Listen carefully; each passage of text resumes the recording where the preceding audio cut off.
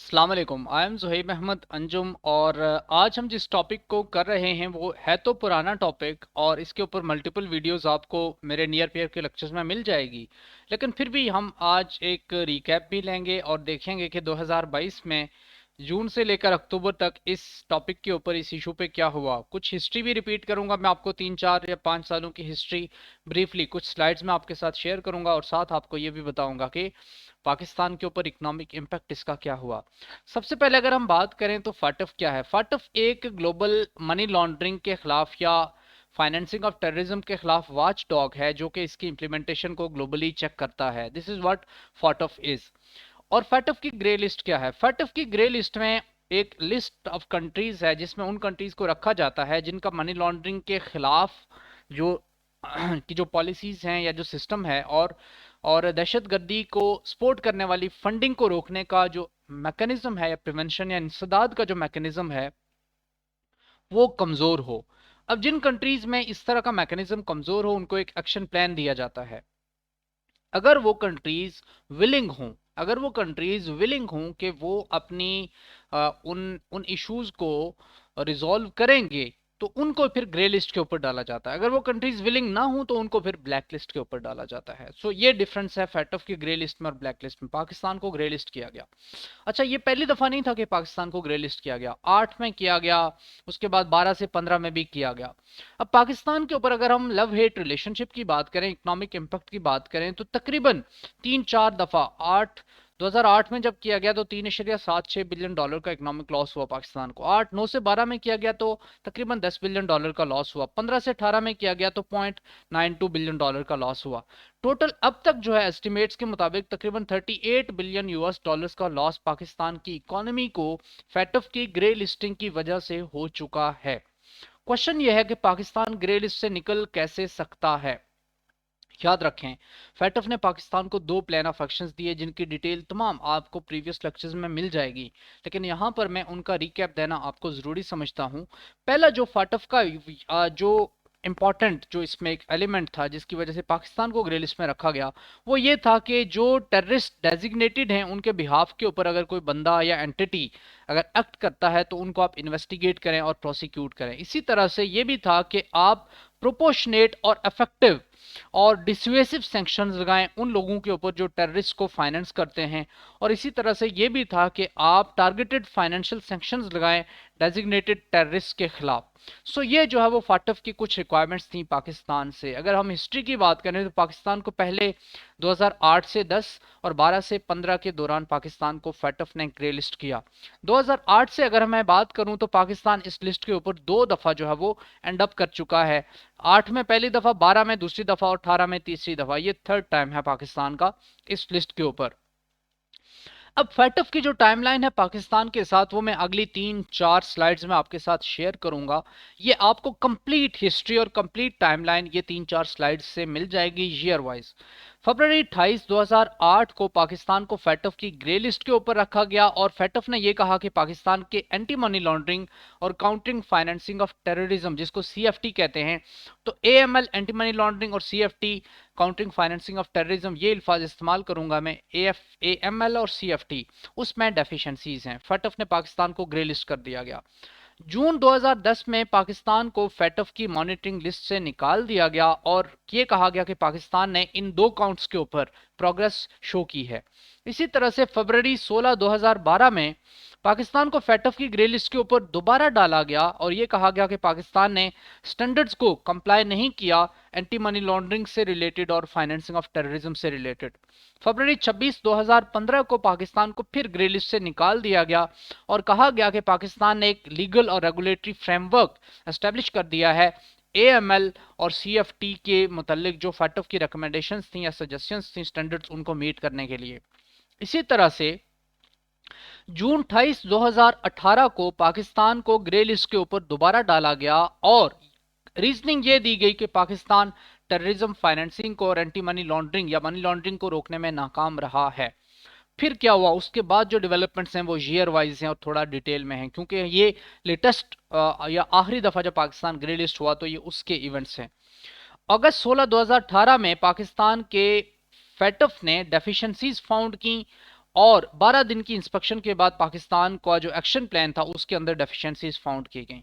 मार्च 8 2019 में high risk band outfits उन्होंने इस बात पे एग्री किया कि वो फाटफ की कंडीशंस को मीट करेंगे। जुलाई 25 2019 में फाटफ का सेल जो है वो फेडरल बोर्ड ऑफ रेवेन्यू में एस्टेब्लिश किया गया टेरर फाइनेंसिंग को रोकने के लिए। अगस्त 25 2019 में इमरान खान ने एक बॉडी बनाई जिसका मकसद था फाटफ के टारगेट्स को मीट करना। इसी तरह अक्टूबर 19 2019 में पाकिस्तान ने अक्टूबर 18 2019 में पाकिस्तान ने एक एक्शन प्लान पाकिस्तान को कहा गया कि फरवरी 2020 तक आप एक्शन प्लान से जो है वो इसके ऊपर अमल करें, तब तक आप ग्रे लिस्ट के ऊपर रहेंगे। अक्टूबर 29 2019 को फैटफ सेल एस्टेब्लिश किया गया इंटीरियर मिनिस्ट्री में। फैटफ का जो एक्शन प्लान दिया गया था पाकिस्तान को उसको इंप्लीमेंट करने के लिए। इसी तरह फरवरी 21 2020 को फैटफ ने पाकिस्तान को ग्रे लिस्ट के ऊपर रखा, यानी कहा कि आप ग्रे लिस्ट के ऊपर ही रहेंगे जून तक, और यह भी कहा कि आप फर्दर एक्शंस भी लें। जून 24 2020 को फैटफ की वर्चुअल मीटिंग हुई जिसमें जो है पाकिस्तान का केस डिस्कस ही नहीं किया गया। अक्टूबर 6 2020 को security and exchange commission of Pakistan ने फैटफ की तमाम रिक्वायरमेंट्स को पूरा कर दिया। अक्टूबर 23 2020 को पाकिस्तान को ग्रे लिस्ट के ऊपर बरकरार रखा गया, हालांकि पाकिस्तान ने 21 के 21 पॉइंट्स को कंप्लाई कर दिया था या उनके ऊपर अमल दरामद कर लिया था। लेकिन फिर नवंबर 19 2020 में जमातुद दावा के चीफ हाफिज सईद को एक टेरर फाइनेंसिंग केस में कन्विक्ट कर दिया गया और 5.5 साल के लिए जेल भेज दिया गया। जनवरी 8 2021 को स्टेट बैंक ऑफ पाकिस्तान ने एंटी मनी लॉन्ड्रिंग की रेगुलेशंस को चेंज किया ताकि फैटफ की रिक्वायरमेंट्स या डिमांड्स को मीट किया जा सके। इसी तरह से जनवरी 8 2021 को लाहौर की एक एंटी टेररिज्म कोर्ट ने लश्कर तैयबा का जो हेड है ज़कीउर रहमान लखवी उनको 5 साल के लिए टेरर फाइनेंसिंग के चार्जेस के ऊपर जेल में भेजा या सजा दी। फरवरी 25 2021 में पाकिस्तान फैटफ की ग्रे लिस्ट के ऊपर रहा क्योंकि फैटफ ने यह क्लेम किया कि पाकिस्तान ने 27 में से 3 पॉइंट्स के ऊपर अमल दरामद नहीं किया। मई 19 2021 को फेडरल इन्वेस्टिगेशन एजेंसी ने एक स्पेशल स्क्वाड बनाया जिसका मकसद था कि मनी लॉन्ड्रिंग को रोका जाए। इसी तरह से जून 25 2021 में एक सिंगल एक्शन जो है वो पाकिस्तान नहीं ले सका, उसकी वजह से पाकिस्तान को ग्रे लिस्ट के ऊपर रखा गया। फिर जुलाई 4 2021 को नैब ने एक सेल बनाया जिसका मकसद था फाइनेंसिंग ऑफ टेररिज्म को रोकना और मनी लॉन्ड्रिंग को रोकना। अक्टूबर 21 2021 में फैटफ ने यह कहा कि पाकिस्तान उसकी इंक्रीज्ड मॉनिटरिंग लिस्ट के ऊपर रहेगा जब तक अपने एक्शन प्लान को फुली इंप्लीमेंट नहीं करता। मार्च 4 2022 को फैटफ ने पाकिस्तान को अपनी ग्रे लिस्ट के ऊपर रखा और कंट्री को यह कहा कि उसके जो फाइनेंशियल सिस्टम में डेफिशिएंसीज हैं उनको रिमूव करे। अप्रैल 8 2022 को हाफिज सईद को 33 साल की सजा दी गई। जून 14 से 17 2022 को पाकिस्तान को कंप्लायंट फाउंड किया गया कि पाकिस्तान ने फुलफिल कर दी हैं 34 एक्शन आइटम्स जो कि फैटफ ने पाकिस्तान को कहे थे, और फैटफ ने यह कहा कि पाकिस्तान का विजिट किया जाएगा सितंबर में और उसके बाद फिर फॉलो अप विजिट किया जाएगा जिसमें देखा जाएगा कि क्या पाकिस्तान ने इन पॉलिसीज को इंप्लीमेंट किया है या नहीं, और उसके बाद फिर डिसीजन लिया जाएगा कि क्या पाकिस्तान फैटफ की ग्रे लिस्ट से निकलेगा या फिर नहीं। उसमें क्या हुआ वो मैं आपको बताऊंगा, लेकिन यहाँ पे जो ये आपको टाइमलाइन नजर आ रही है ये एग्जैक्टली वही है, सिर्फ ये टेबुलर फॉर्म में है, वही इवेंट्स हैं और वही डेवलपमेंट्स जो हैं इन डेट्स में हुई हैं जो कि हम ऑलरेडी डिस्कस कर चुके हैं। इसीलिए हम आगे बढ़ेंगे।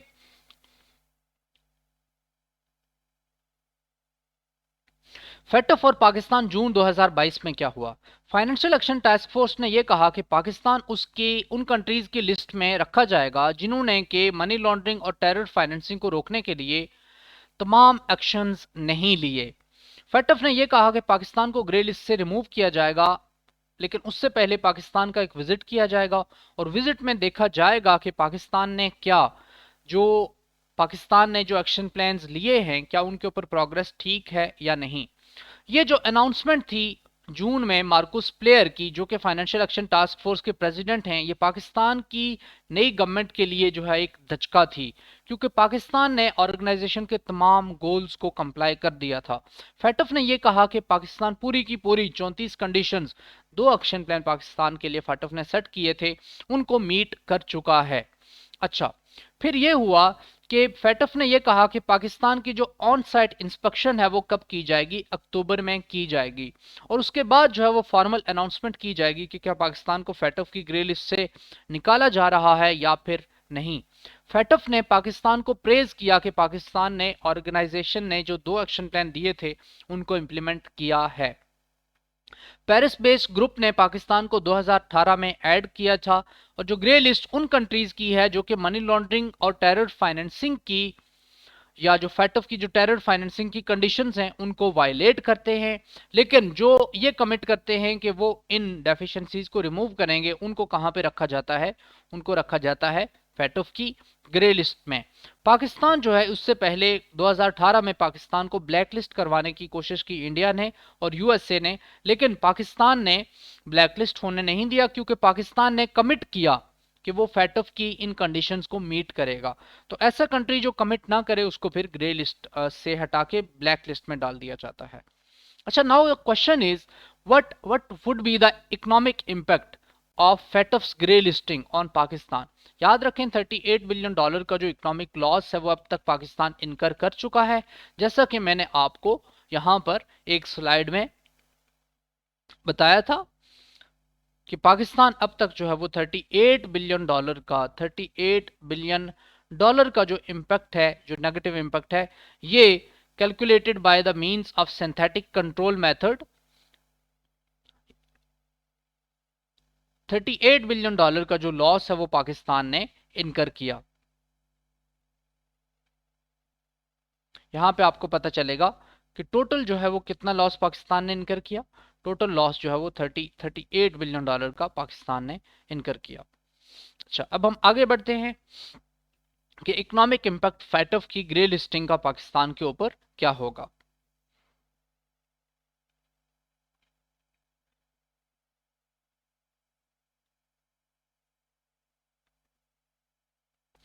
अच्छा, फेटफ की जो ग्रे लिस्टिंग है उसका सबसे जो नेगेटिव इंपैक्ट होगा वो होगा इन्वेस्टमेंट बंद हो जाती है, क्रेडिट आपके मुल्क को, लोन्स आपके मुल्क को नहीं मिलते, ये सबसे बड़ा नुकसान होता है। यही वजह है कि पाकिस्तान आईएमएफ के प्रोग्राम के बावजूद अभी इकोनॉमिक क्रिंज का शिकार है।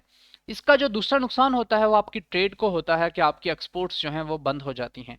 तीसरा नुकसान होता है कि आपकी जीडीपी ग्रोथ रुक जाती है और आउटपुट और मैन्युफैक्चरिंग रुक जाती है। जब ये रुकती है तो आपकी एम्प्लॉयमेंट जो है वो तबाह हो जाती है, एम्प्लॉयमेंट या अनएम्प्लॉयमेंट रेट्स बढ़ जाते हैं, कंजम्पशन पैटर्न्स इम्पैक्ट होते हैं, जिससे आपकी ग्रोथ इम्पैक्ट होती है या जीडीपी ग्रोथ कम हो जाती है। इसके अलावा ग्लोबल फाइनेंशियल सिस्टम और बैंकिंग सिस्टम के साथ आपकी जो ट्रांजैक्शंस होती हैं उनके ऊपर पाबंदियां लग जाती हैं या उनके ऊपर रुकावटें लग जाती हैं। और पाकिस्तान ने $38 बिलियन का तबैद लैब के मुताबिक अब तक का लॉस जो है वो फेस किया है। पाकिस्तान के जो फॉरेन ट्रांजैक्शंस हैं और फॉरेन करेंसी के इनफ्लोज हैं उनके ऊपर नेगेटिव इंपैक्ट आता है। फाइनेंशियल इंस्टीट्यूशंस आपके मुल्क के साथ बिजनेस नहीं करना चाहते।